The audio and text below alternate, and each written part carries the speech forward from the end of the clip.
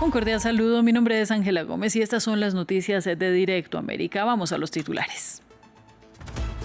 El expresidente francés Nicolas Sarkozy salió de prisión, liberado bajo estricta vigilancia, mientras apela su condena a 5 años de cárcel por conspirar para obtener fondos para su campaña electoral de 2007 en Libia, a través del fallecido Muammar Gaddafi. Tenemos el reporte.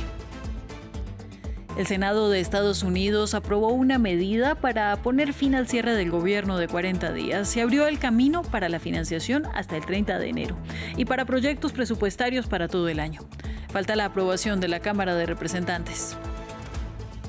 Y este lunes se realiza la última jornada de la cumbre entre la CELAC y la Unión Europea, que este año ha tenido como sede la ciudad colombiana de Santa Marta. Ayer la mayoría de países presentes apoyaron la firma de la declaración final. Tenemos el reporte.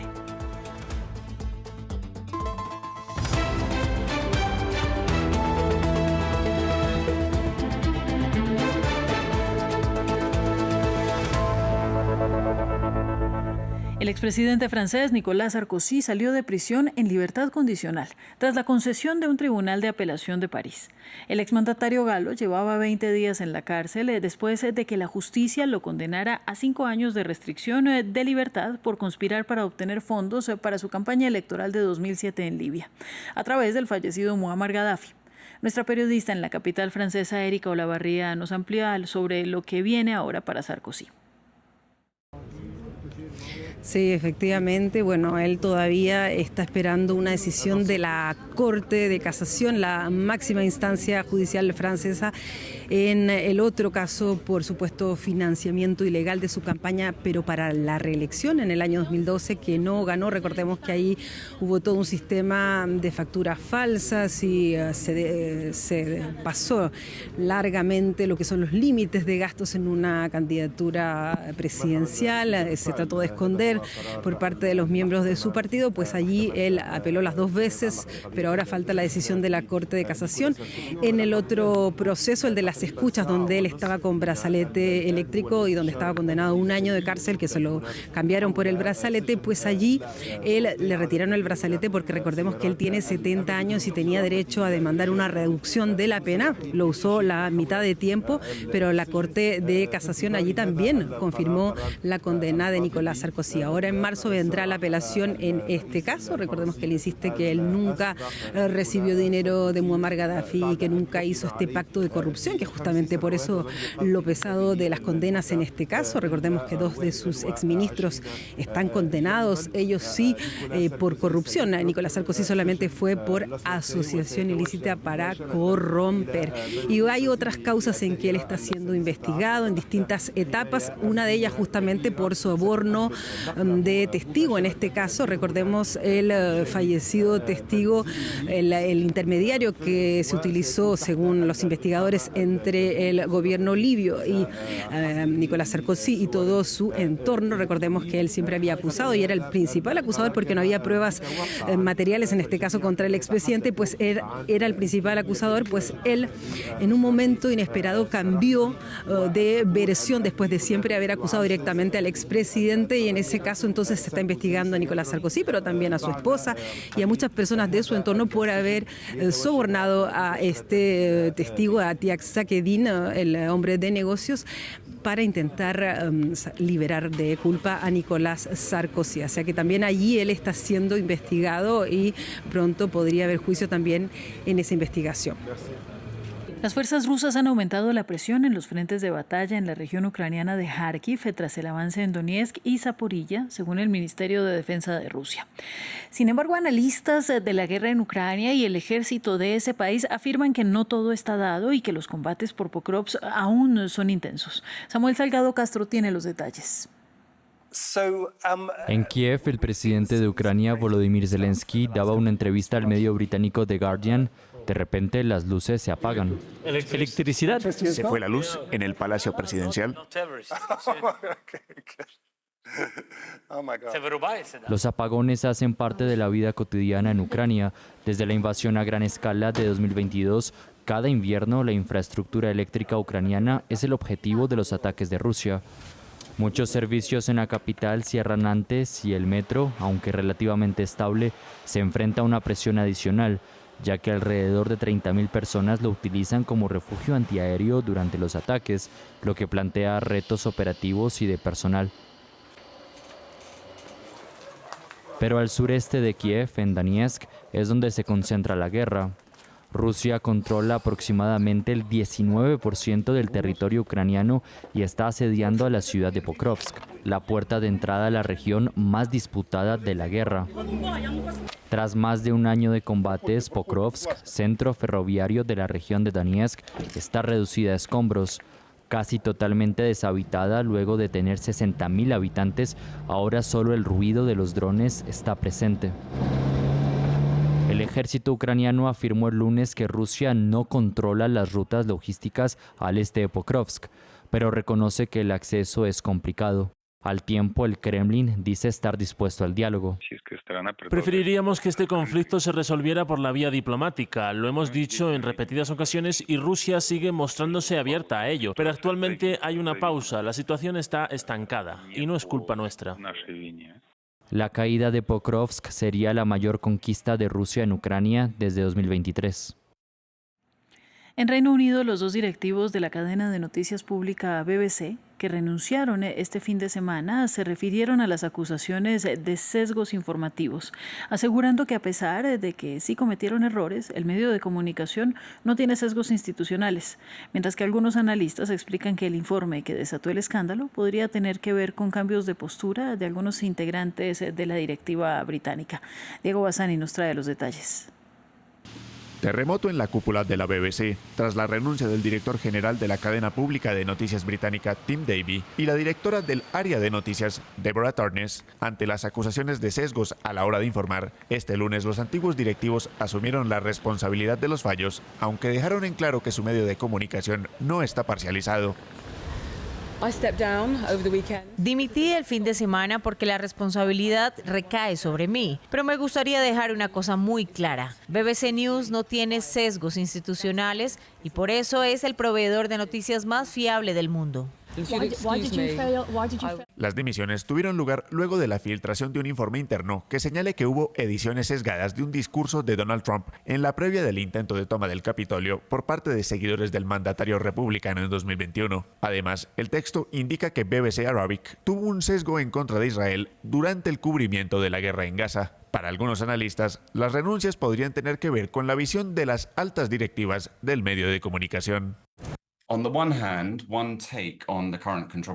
Por un lado, una interpretación de la controversia actual es decir que este es un caso muy claro en el que figuras de la derecha están en la junta directiva, intentaron enderezar el liderazgo de la BBC. Y no creo que eso sea completamente falso. Pero también creo que las personas que están en el lado de la dirección de la disputa, por así decirlo, no han sido realmente capaces de establecer una visión clara de lo que es la BBC, de lo que debería ser. Tanto la embajada de Israel en Reino Unido como el presidente de Estados Unidos, Donald Trump, saludaron las renuncias de los directivos del grupo de medios público británico. En otros temas, el Senado dio el primer paso para poner fin al cierre del gobierno de Estados Unidos. La Cámara Alta del Capitolio aprobó poner fin al denominado shutdown luego de que algunos demócratas apoyaran el paquete de gastos impulsado por la bancada republicana. Sin embargo, la decisión ha sacado a la luz las discrepancias dentro de la oposición a la administración Trump y la falta de una votación en la Cámara Baja está por concretarse. Más detalles en este informe. Primer paso para poner fin al shutdown, después de que el Senado de Estados Unidos aprobara una votación para reabrir el gobierno. En esta votación, los votos a favor son 60 y los votos en contra son 40. 3/5 partes del Senado, debidamente elegidas, han jurado haber votado a favor. La moción, tras su reconsideración, queda aprobada. La votación es un avance hacia el fin del cierre gubernamental más largo de la historia de Estados Unidos. Previamente, el presidente Trump había anticipado el éxito de la votación. Parece que estamos muy cerca del fin del cierre. Nunca aceptaremos dar dinero sustancial ni ningún tipo de dinero a los presos, a los ilegales que entran en nuestro país. Creo que los demócratas lo entienden y parece que estamos cerca del fin del cierre. Lo sabrán muy pronto.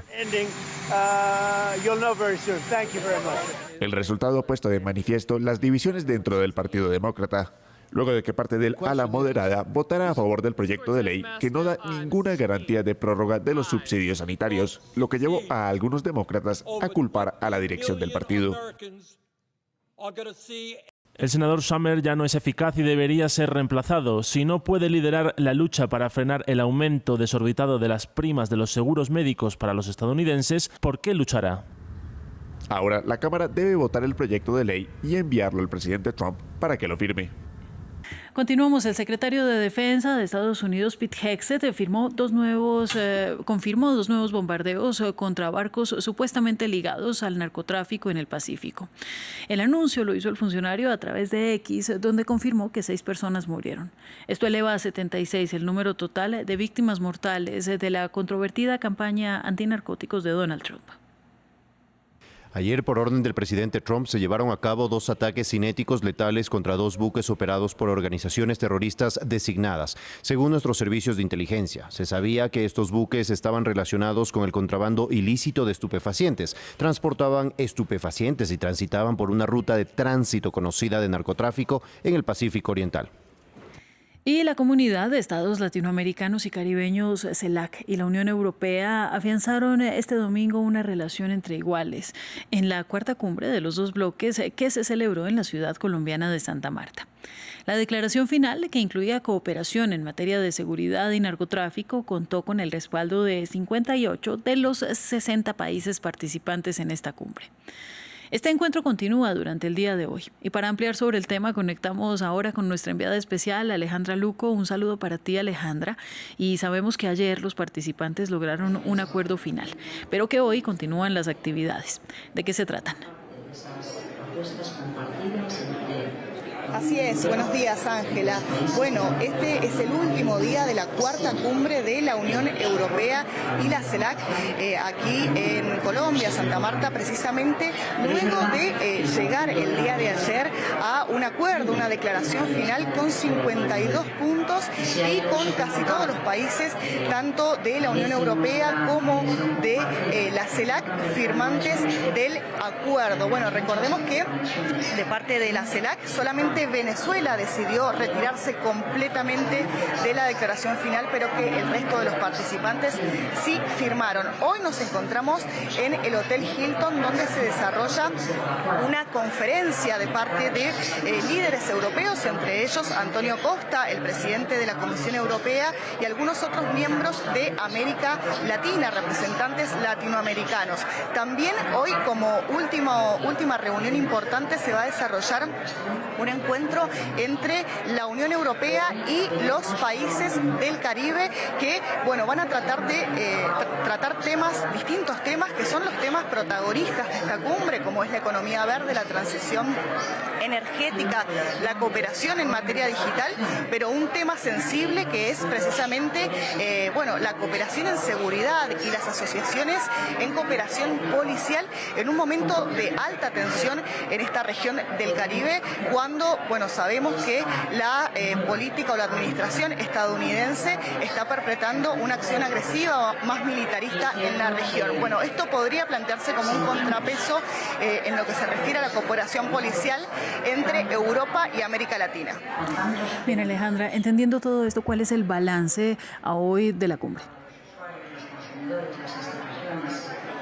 Bueno, los críticos indicaron ayer que las cancelaciones y las ausencias habían sido los protagonistas de la cumbre. Recordemos que solamente 8 de 60 jefes de Estado participaron de esta cumbre, y en términos de la presencia de jefes de Estado de América Latina, bueno, precisamente fueron los representantes de Colombia y Brasil los únicos jefes de Estado que participaron. Recordemos, el presidente anfitrión y el presidente anfitrión Gustavo Petro y el presidente Luis Ignacio Lula da Silva, presidente brasileño. Bueno, una cancelación de último momento que llamó la atención fue la de Yamandu Orsi, quien tenía que recibir la presidencia pro tempore de la CELAC, y esos fueron los temas principales que constituyeron las principales críticas a esta cumbre, una cumbre devaluada por las ausencias y cancelaciones. Sin embargo, los que defendieron la cumbre, que son precisamente los que asistieron al encuentro, dijeron consideraban que era muy importante la cooperación que se había dado, la instancia de cooperación que se había dado entre estos dos bloques tan importantes en el mundo y con tanta población, y que precisamente esta instancia de negociación y de cooperación no se daba antes muy seguido y que ahora se estaba dando, y que se había establecido una hoja de ruta que establecían de acá en adelante instancias de cooperación para el desarrollo, la economía y otros puntos importantes que pueden ser un contrapeso a la influencia de Estados Unidos, sobre todo en América Latina. Alejandra, muchas gracias a ti por la información. Seguimos atentos. De esta manera llegamos al final del informativo. Ustedes continúen también en france24.com. Buen día.